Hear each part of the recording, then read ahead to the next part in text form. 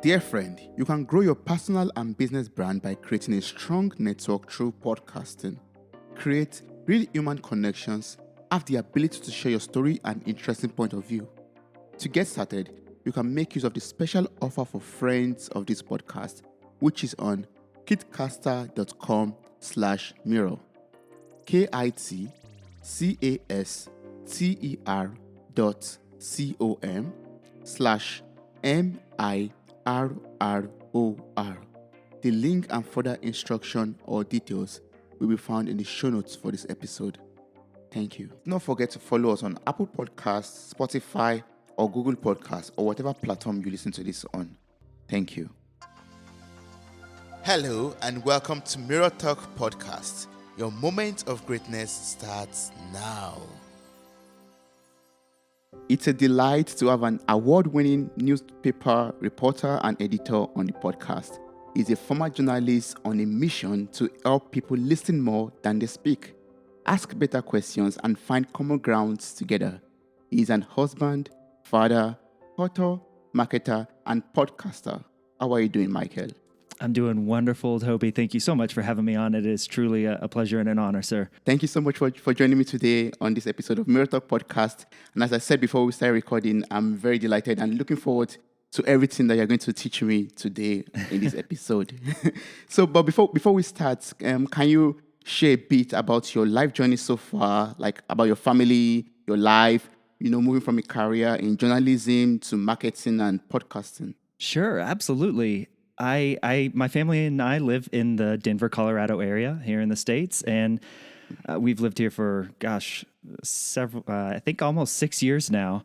We used to live in the Kansas City area on the Kansas side. And, out of college, I got my degree in mass communications and journalism. I was actually primarily a sports writer, and I went to work at a small daily newspaper in small town Kansas and was the sports editor there right out of college. And after I met my wife there and in that small town in Kansas, and we got married and we started talking about having a family and what that might look like, the hours of a journalist when you want to start a family, they can be pretty intense. And my wife and I were just kind of crossing each other. She was coming home from work and I was going to work, and it just wasn't really conducive to the way that we wanted to start and raise a family. So I left the journalism world. I went and worked at a tech company, and that's how I kind of got my start. And eventually my path led to, I went from project manager to, I jumped over to the sales side and eventually worked my way up through marketing. And so now I've led marketing teams at software companies for the last 10 years. However, the journalist never left me. And so that's where podcasting comes in. Podcasting kind of scratches that itch for me that I love journalism. I love telling people stories. I love asking questions and just letting someone open up and listen, and that I can help guide that conversation. So when I got into podcasting several years ago, it was primarily on the fitness side because I'm also a personal trainer. But now recently I've started another podcast called The Follow-Up Question, where it's exactly that. I ask questions and I get out of people's way and let them tell their story.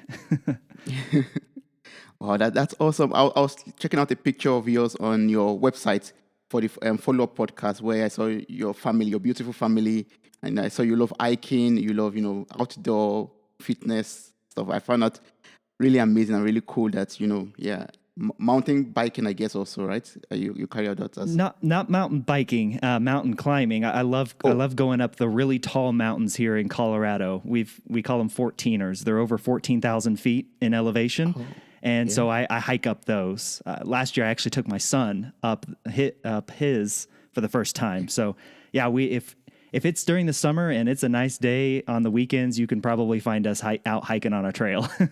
Wow, that's amazing. That's so cool.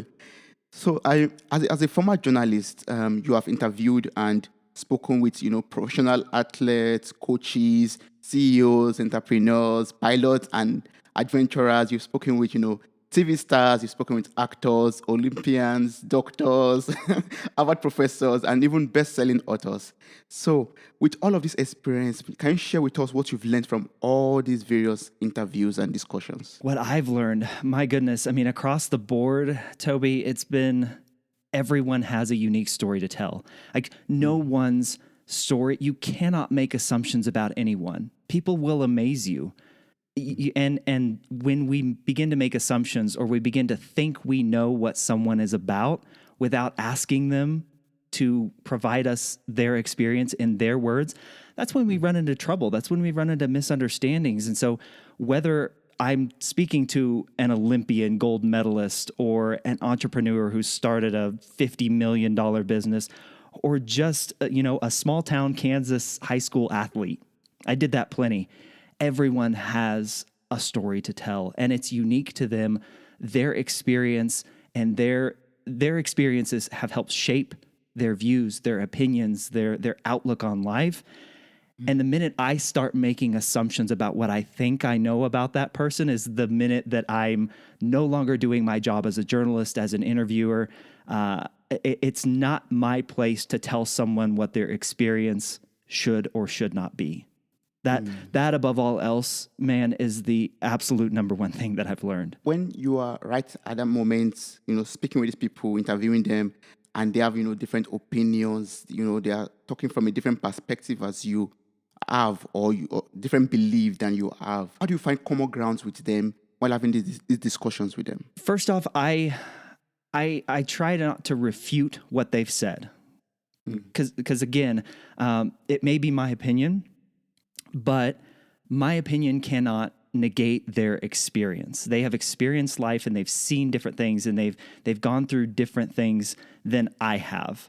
I, as a white middle-aged male in America, have a very different background and experience than a black inner city 18-year-old. These days, like my experience these days, especially in the States, is wildly, wildly different. So who am I to bring my opinion to the table and tell them that their experience doesn't align with mine? So when I come up against that point where perhaps my opinion is being challenged by someone's experience or someone else's opinion, I've got to get inquisitive. I've got to start diving in and asking questions to understand, like, what do I not see? Because there's always something that I don't see if I haven't asked the question. Again, if I go in making assumptions that I know what that person is going to say based on who I think they are, that's where misunderstandings come into play. That's where we get into arguments about anything and nothing at all. So I start asking questions. I've got to get inquisitive. And some of the questions that I love to ask is, what is it in your life that has helped shape that belief? Why do you believe that way? Can you help me understand why you see things that way instead of this way?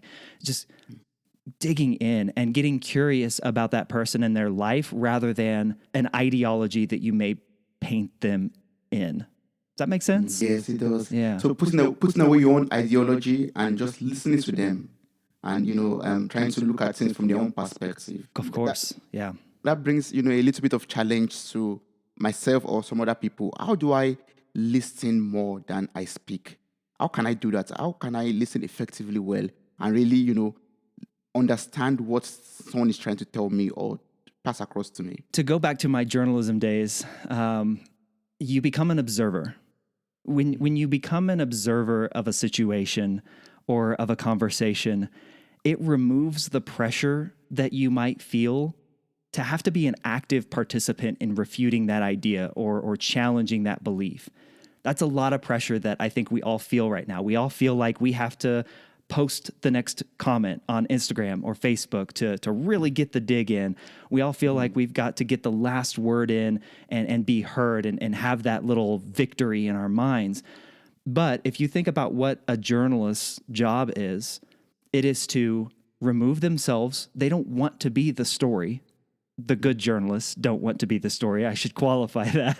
The good journalists don't want to be the story. They want to be the observer in the room. They want to be the one that picks up all the little details, the nuggets that they see going on around them, and begin to weave together the complete picture. So when you're in a conversation with someone and you think about what it would mean to be an observer, ask a question and then step back. Remove yourself from the situation and look at their body language. Hear the inflection and the emphasis on the words that they're saying. Watch their eyes. Where do their eyes go? Do they fall? Do they feel shame? Do they get narrow and they begin to feel rage?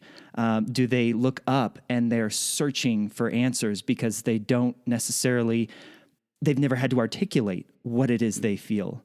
When you become an observer of humans, it's so freeing for you because you can step back and begin to paint the entirety of the picture. And it's really hard. I fully admit to it. It's really hard, especially just in like everyday conversation with people you know or people you disagree with, to not want to get your opinion in there. But if you can ask questions that get people to consider their own opinions, that's when you can begin to have a dialogue. You don't want to just ask questions on end ad nauseum and never actually participate in the conversation, but you've got to find a way to find common ground. They said something, they reflected on a particular experience, and then you can dive into that. You know, the issue, let's say, of climate change, very divisive, very polarizing. But if we can ask questions to understand, what would it mean for you? Let's say I believe in climate change and somebody else doesn't believe in climate change. If I ask the question, what would it mean for you to actually admit that climate change is real? What are you afraid of, or what would that actually mean for you personally if you admitted that climate change was real, that the evidence and the science was real and not something that you didn't believe? What would that look like for you? Or I could say, you and I are coming at this from very different viewpoints, very different beliefs and perspectives. What if we landed here and started our conversation here? We both care about having a beautiful world to raise our children in. We both care about protecting the aspects of nature that give us pause, that bring awe. Like if you stand at the edge of the Grand Canyon, or you find yourself lost in the woods, not technically lost, but if you find yourself in the woods and there's no sound around but the rustling through the evergreen trees, we both enjoy that, right? We both love that. We both want to keep that precious. We can build out from there. Long-winded answer to your question, Toby, but I think it all comes back to being an observer of humans rather than always feeling the pressure to be an active participant in the conversation. So one should be ready to, ask a question, pull back, and just listen and observe. Yeah. And talking about observing, you made mention of, body language. Can you walk me through that a little bit? Like, what am I meant to look at in a person while I'm having a conversation? Like, for example, you made mention of the eyes.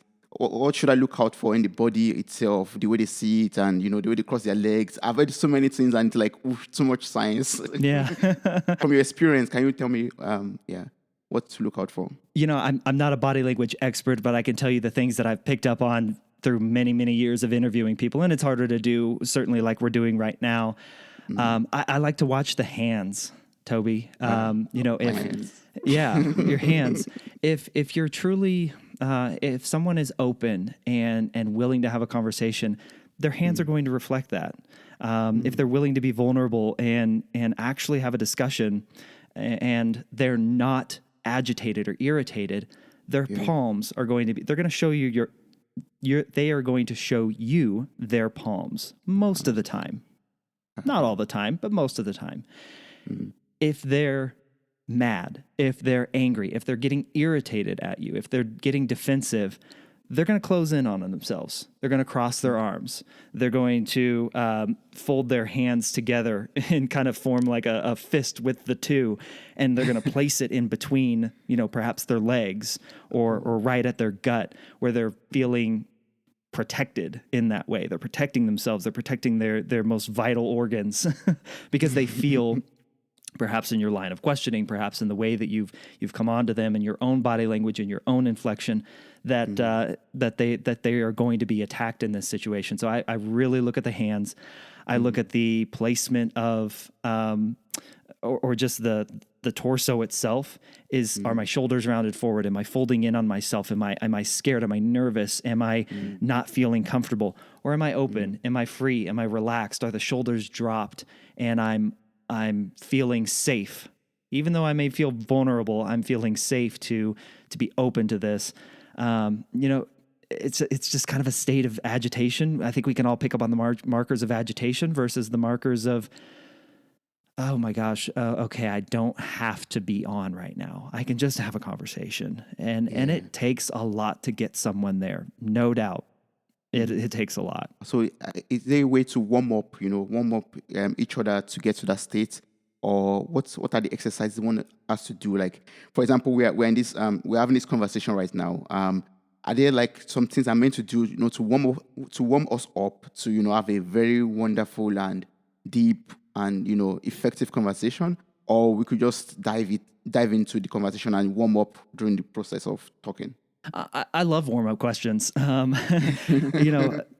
if I were to start here with you, I'd say something like, Toby, what do you care most about? What are the things that just really like ignite your passion? Why did you start this podcast? I'd love to know. I truly, I'm asking you the question, like, what are the things that ignite your passions, Toby? I started this podcast because I have a passion for learning. I love to, learn from different people who have experienced things in life. Like, for example, you as a journalist, you've learned how to, speak with people, have conversations with people. So, and things like that. I love to learn them, like learn life lessons, for example, life stories. I love to learn from people's, mistakes, people's, opinions, and to just have a wider perspective of life through talking with different people of different walks of life. So that's why I started this podcast. Why is learning so important to you? Yes, because I believe learning is very important to everyone because we cannot know everything. One has to keep on improving on his or her knowledge. You have to keep on growing. And growth for me is very important. I don't want to remain at a particular point for the rest of my life. I want to always improve on what I've learned. I always want to unlearn the things I've learned before that no longer serve me or are no longer good for my state of being or for my life. So I believe learning is important for me because I always want to improve. I always want to evolve. I always want to keep on moving. I want to be dynamic all the time. Yes. So that's why learning is important. Yeah. And see, I could dig into that all day, man. Like why is, the who instilled that in you? Who are your motivations? There are so many questions that come up in my head as I hear you and I see your body language. You're leaning into the camera. You're getting excited about this. I can see it. I want to know. I want to know the background. I want to know the deep experiences that you've had that make learning and challenging your own beliefs important. Like there are so many ways we could go, right? Yes. And so hopefully you're kind of seeing that, but it is an intentional thing that you have to do. You have to intentionally make the decision, I'm going to pull myself out of this conversation of feeling like I have to respond to everything and just ask a question. Not listening to respond, but listening to ask the next question so that I can get to the heart of what this person truly cares about. And I think that's the inspiration behind your podcast, right? The follow-up podcast. So can you tell me about this podcast? And I'm turning the table around. What was the inspiration behind this podcast? Why did you start this podcast? And Oh my gosh. There's a lot of hurt, Toby, that we have suffered through as a collective, not just in the last 12 to 18 months to 4 years, however far back you want to go, but there's a lot of generational hurt in so many different ways here in the United States, in our society, as as human beings, really, there's just so much generational hurt. And I just saw the problem trying to be solved with more yelling at each other. Like, you better believe how I better believe. No, I'm not going to believe that. You believe how I want to believe. And it's just, it never goes anywhere. That's all it is. You see it on cable news. You see it on social media, comment streams. You see it. And so we're in this, we begin to divide ourselves. We begin to create these echo chambers where we never hear any outside voices or outside opinions. We never challenge our beliefs. I just saw this more and more and more playing out, and I wanted to explore if there was a better way. I don't have all the answers of what this looks like, and it's a huge, audacious, really hairy, ugly, gross goal like of trying to bring us together as people to find common ground so that we might better understand each other. I don't know how to do that. I know how I can maybe try and do that in my own life, but that's why I started the podcast. Is I'm exploring this idea. I'm trying to be better at this on my own, in my own life, with the people that I come in contact with, because I too have had relationships splinter and crack and completely disintegrate because of exactly what I just said. I have an opinion, you have an opinion, and we're never going anywhere because all we're doing is yelling at each other. We're just spouting off opinions at each other. We're butting heads. Yeah. And I want to be better than that. Like, for me, I want to be better, and I want to bring that's what I'm exploring. The podcast is, I'm exploring what that actually means. I don't have all the answers. I don't know if this is the right way. I have a theory, and I want to bring you on. I want to bring you on that journey with me as I explore, through interviewing people, through asking follow-up questions, how we can better understand each other as human beings and the things we care about most. That's really good. That's really amazing, because we can never know everything, and we can never have all the answers to everything. But in your journey so far with this podcast, have you been able to find some answers or some common grounds with people, or change your opinion on different things or your different aspect of life? The biggest thing that I think I've realized, and it's lately that this has come up, is this is not going to be accomplished online. I'm realizing more and more and more, my goal with this, my journey to explore this, falls incredibly flat online, on social media in particular. Because if you think about the nature of social media, I, as somebody posting a comment, or I, as somebody posting a caption on Instagram, I never get to see how that actually lands with someone.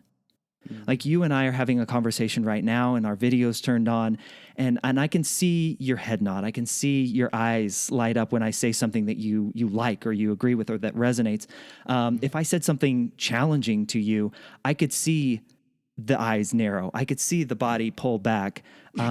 We can't do that on social media. And so we can fling arrows of hate and judgment and bias and pain on social media and never see or feel the effects of where those arrows land. And that, I am becoming more and more convinced, is going to be the greatest hurdle for me and this show to actually helping us make any sort of a difference. These conversations have to, at the very least, take place in long form, like a podcast. They have to take place online. If they're taking place online, they have to be where I can see you and see how my arrows land.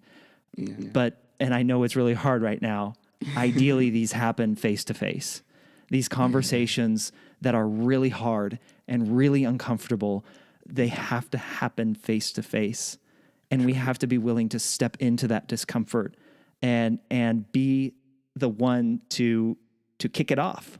To not just let our hurt feelings and our own pain and our own biases shut us off from having conversations that actually could be really helpful and healing and beneficial.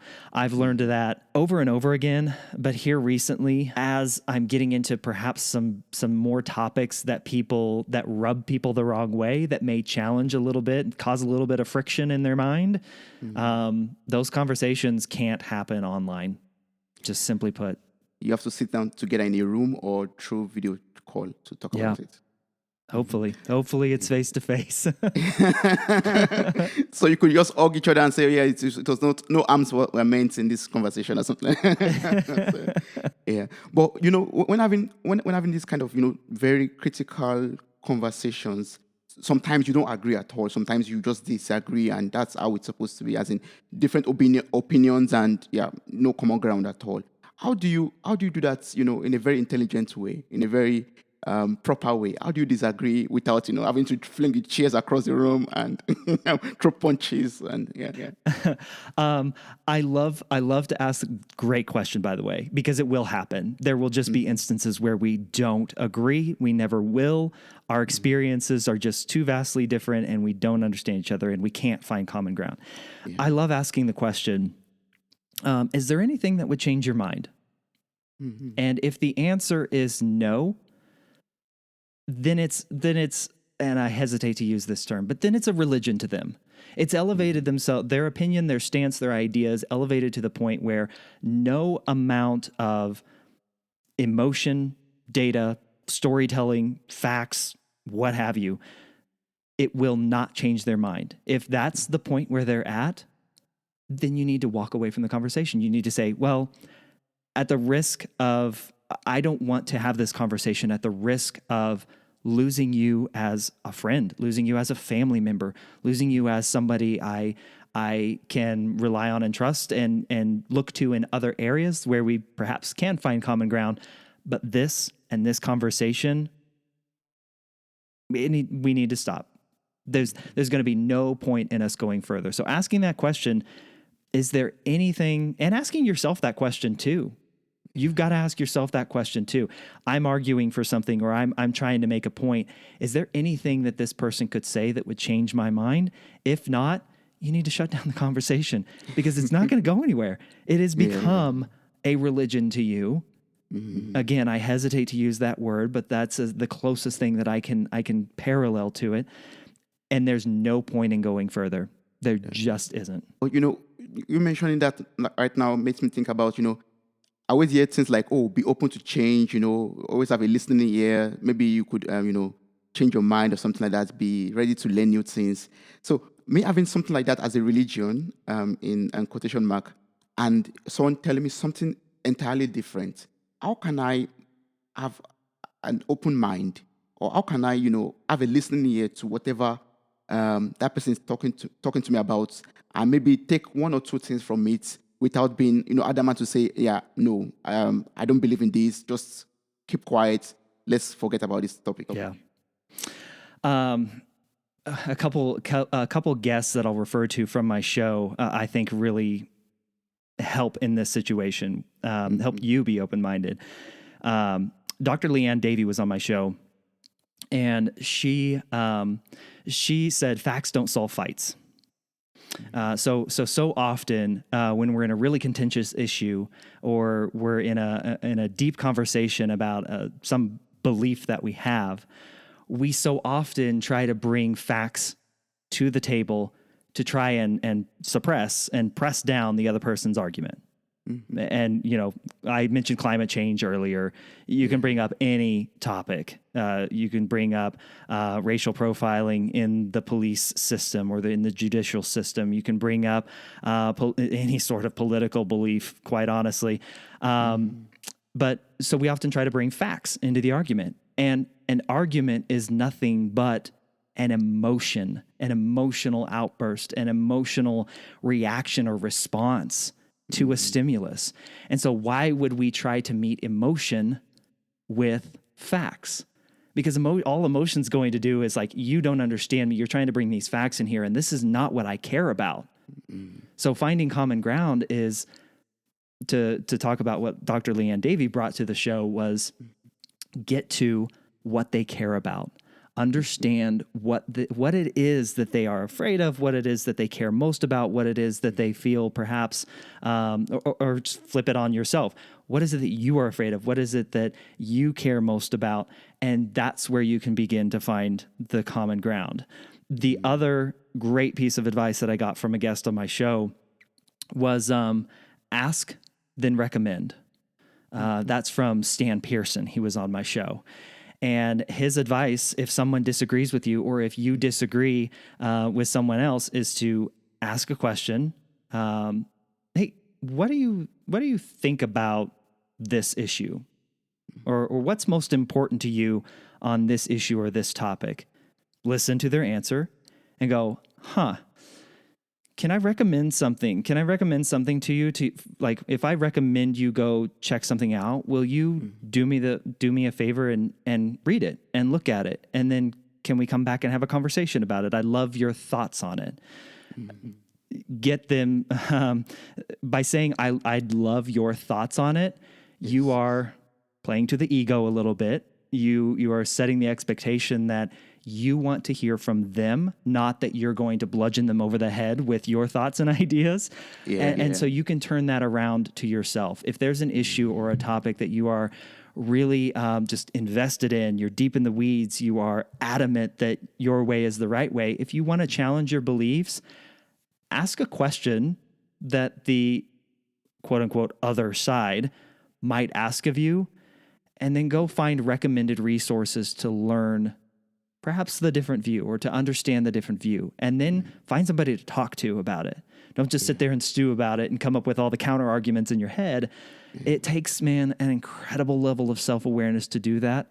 It's real hard. It's real uncomfortable. But I've always heard, and I can't remember who I heard this from, if you can articulate the other side's viewpoint better than they can, you're good. Like that can either change your mind or it can make your own arguments all the more stronger. If you can articulate all the different aspects, and there's never just one or two aspects or two sides to an argument. There's never two sides to an argument. It's a multidimensional, multifaceted, multi-sided object. But if you can articulate all those other viewpoints better than the people who actually believe them, you're in a good spot. Wow. Yes, I believe that too. So, and that also requires, as you said earlier, listening. You're just listening and look at the various aspects to what they are saying and try to understand them. And if you still don't believe in what they are saying, put across your opinion or your argument, and maybe ask them to read up something so that they could share their thoughts on that material that they are reading or they will read. And like I said, be open to that follow-up conversation where you can begin to ask, like, okay, what did you like about it? What did you not like about it? What did you agree with? What did you disagree with? Yes. Be open to having that conversation again where you genuinely get curious about what they thought.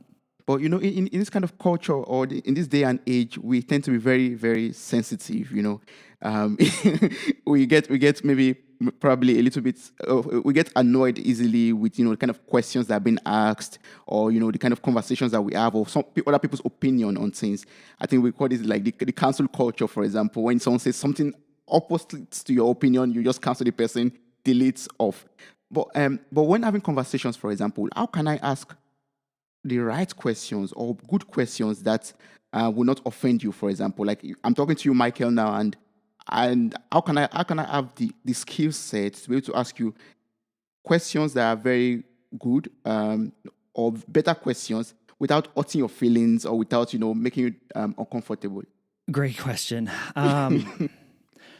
There is so much power in the pause. Mm-hmm. When you take a moment and reflect on what you've just heard and maybe have a little bit of awareness of how their words landed with you. I'm feeling really mad and upset right now. What did they say that makes me feel that way? I'm feeling really attacked right now. What did they say that makes me feel that way? And then pause, reflect on that, like feel that coursing through your body. There's nothing wrong. Like there are no unwritten rules of conversation and argument and debate that says you have to immediately respond to everything. Pause, take a moment, reflect, and then if it is something that truly hurt your feelings or is something that landed with you the wrong way, say it.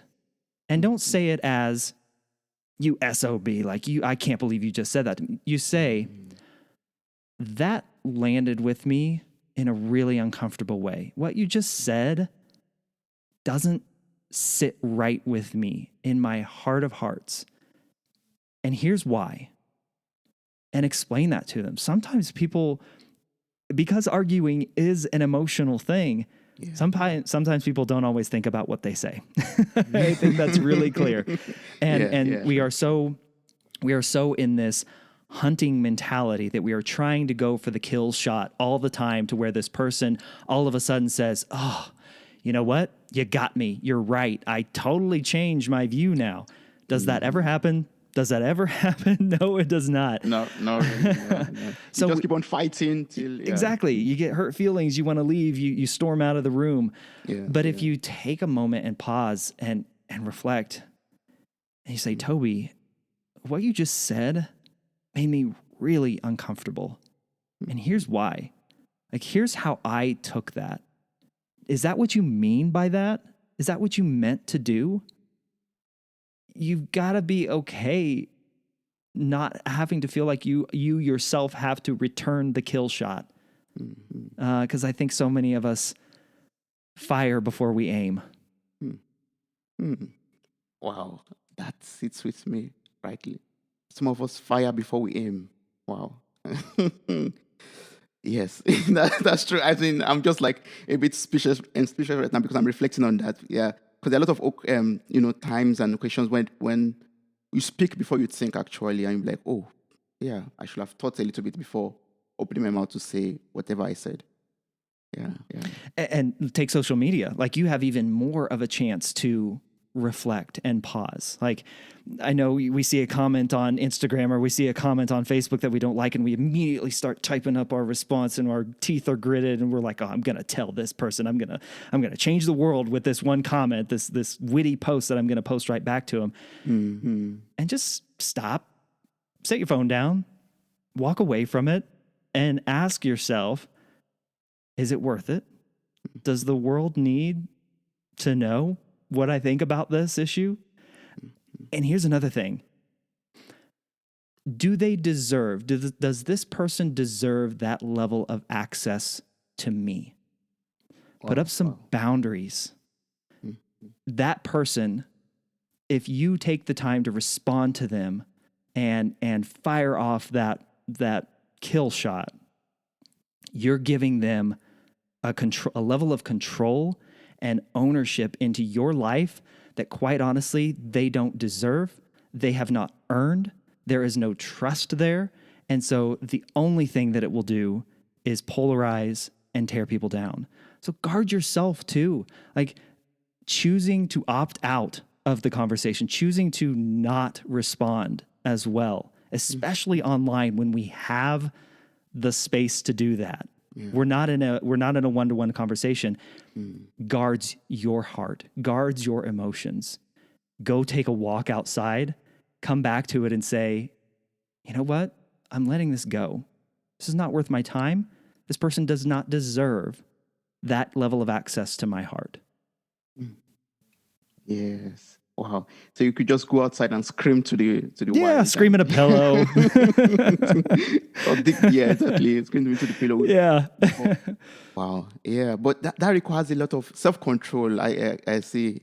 You just have to, because at that moment when you are very hungry, you just want to explode. You just want to shoot shots, and you have to you have to have that self-control to pull yourself back from the situation and look at it from outside before deciding to take any action at all. Yeah. And the person doesn't know you. Like, at the end of the day, that's so important for us to keep in mind. Like, this person doesn't know me. They don't know what they said.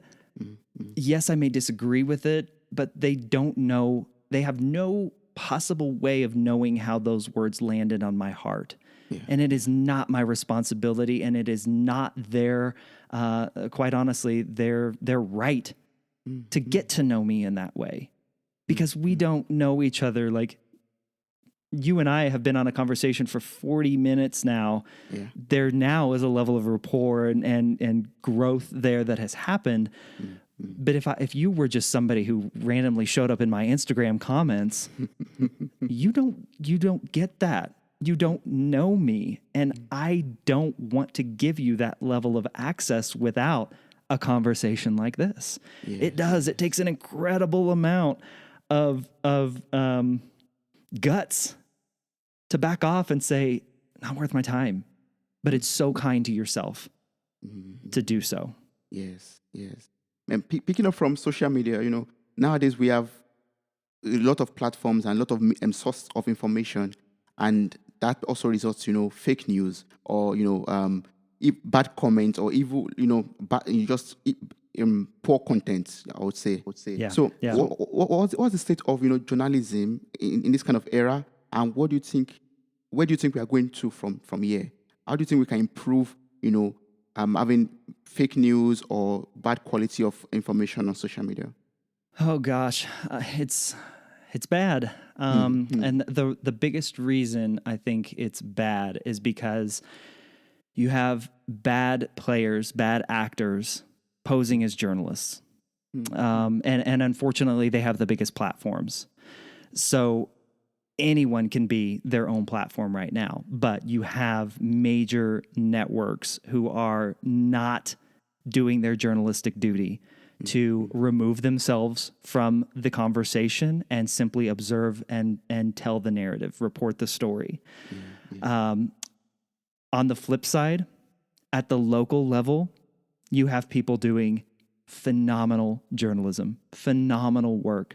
They are deeply invested in the craft and the mission of journalism, to the point where at the local level, journalists are often some of the most trusted people in their community.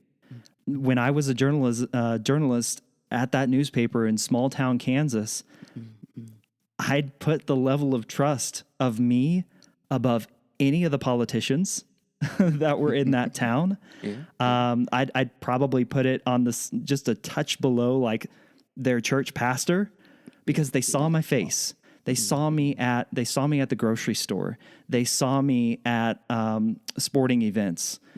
I talked with them. I interacted with them. I went to the county fair with my wife, and I said hi to them. The work being done at the local level is where journalism is suffering the most, and also where it's doing the most good. One thing that I would love to see journalism stop, really at all levels, is this notion that journalists have to editorialize. That they have to, you have the opinion section in the newspaper where the editor board usually writes a commentary on a big important issue of the day. I've been a part of those. I've participated in those. I've written a lot of those in my time as a journalist. Moving forward, I honestly believe journalists and newspapers should stop that practice. Report the facts, report what you know, remove yourself out of the opinion, the need to express an opinion, because you begin to, there's already so much feeling of bias, and they're slanting the story towards the side that I don't like. Why would you give them any further reason to do so, or to believe that by putting your opinion out there? I, as a journalist, you should never know my opinion about the story that I am covering. Never. You should never know the opinion of the editor whose job it is to edit my story on the story that I'm covering. You shouldn't know that. I should be as humanly possible, unbiased, and willing to be an observer and report the facts, and let the facts speak for themselves. Be transparent about how I got the facts. Be transparent and open about the totality of everything that I know and that I've observed, and leave it at that.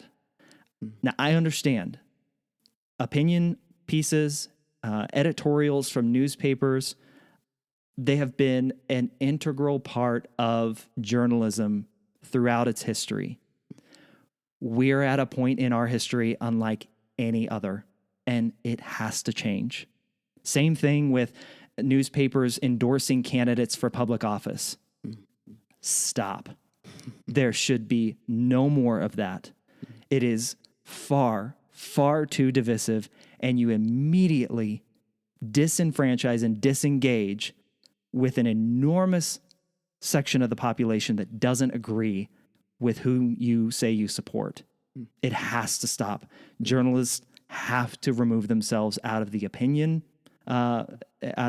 space and into the observation space. They need to move into that more and more. CNN, MSNBC, Fox News, all these major networks, they're going to do their thing. They're going to be what they are. The true change happens local. The future is local. It happens local. We understand what's happening. We're more connected at the local level. Those networks, I wish, would just eat themselves and disintegrate like a black star and fold in onto themselves. They do us no good, and they're not journalists. They are not journalists. They're entertainers. So the best way to do it is report the news and take yourself out of it. Don't share your opinion. Just make it as unbiased as possible when working with journalism. Yep, and be an open book. Say everything that you know, everything that you've observed. Hide nothing or leave nothing out, nothing of consequence out that could, if it's found out later, taint the story, taint the public's opinion of the story or their views of the story. Journalists have to be better at saying and telling the full and complete picture of everything that they know and everything that they've observed. Yeah. Wow. So I want to switch the topic now to your amazing book on Amazon. The Involved Man, I guess, is the title.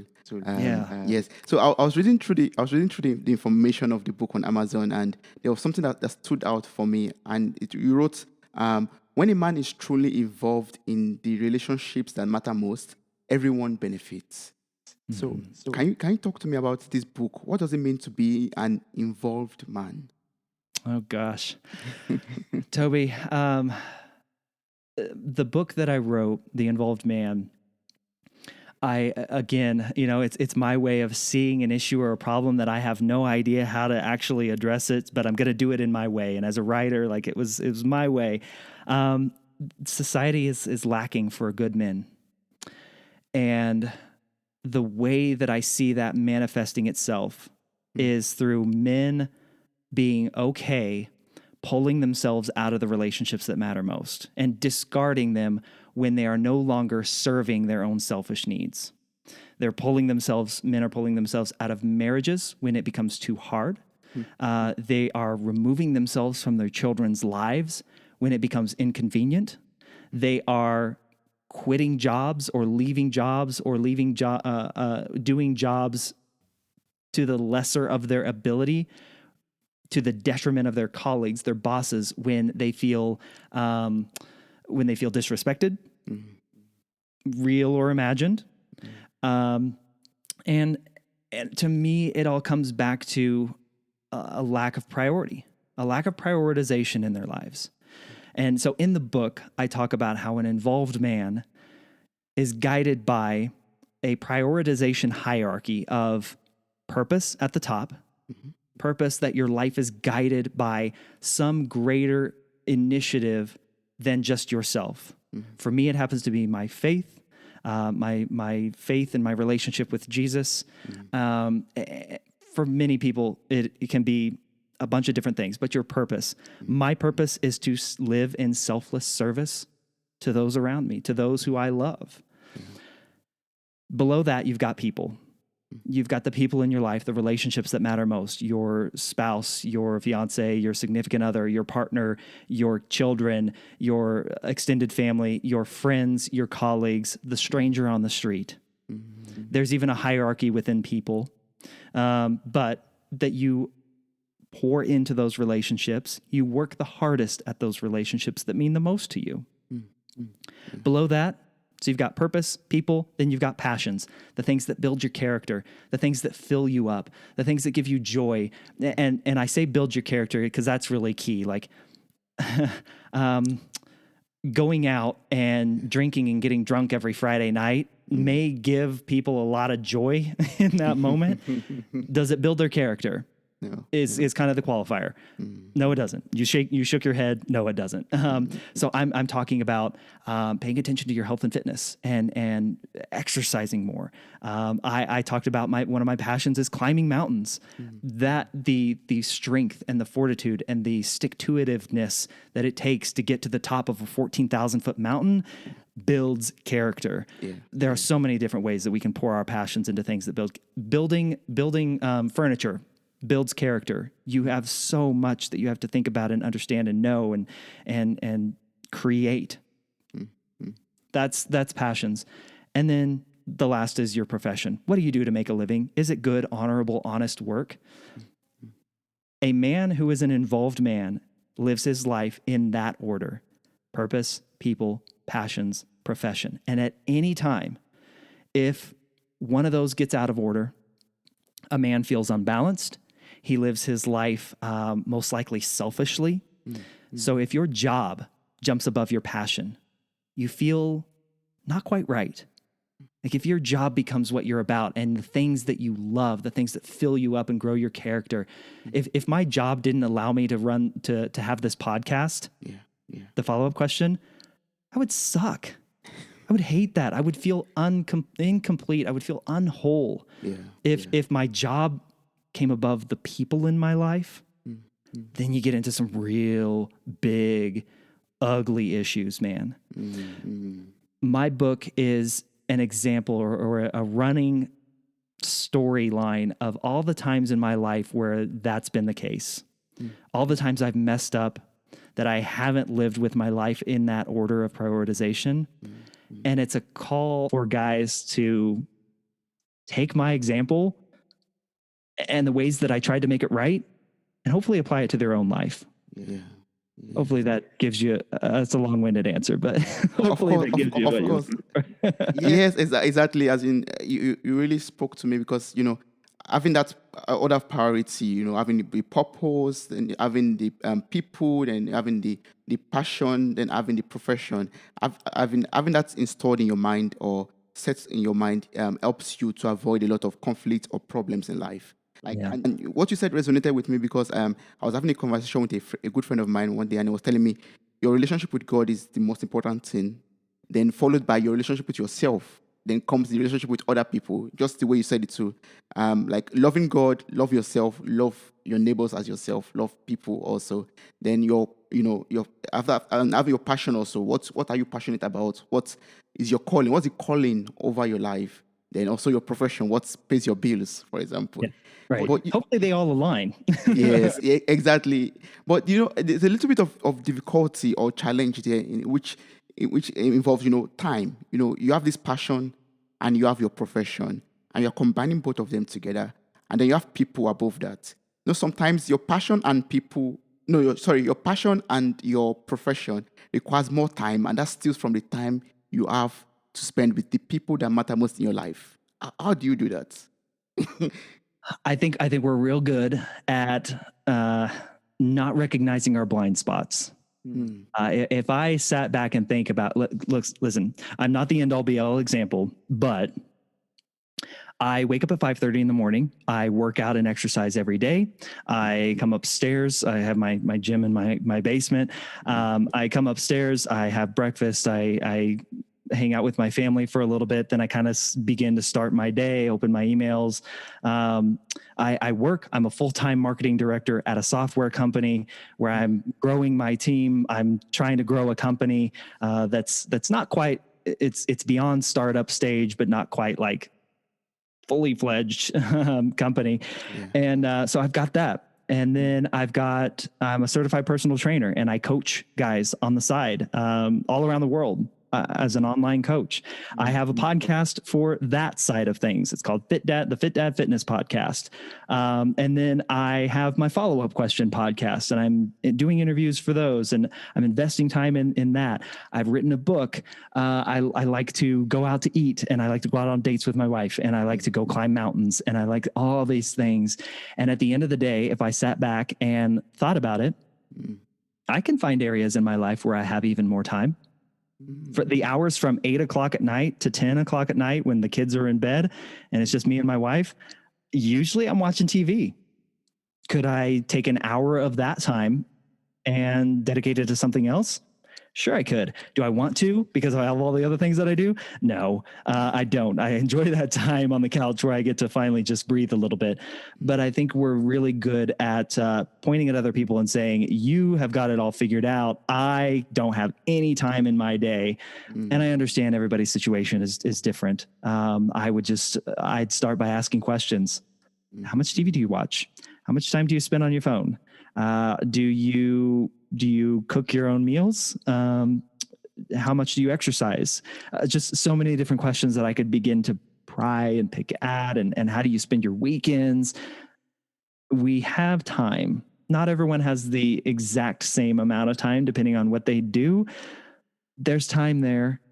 And again, if your profession is causing you to, over the long term, I understand like there are periods in life where our profession kind of takes precedent. I used to travel a lot, and that took me away from a lot of things.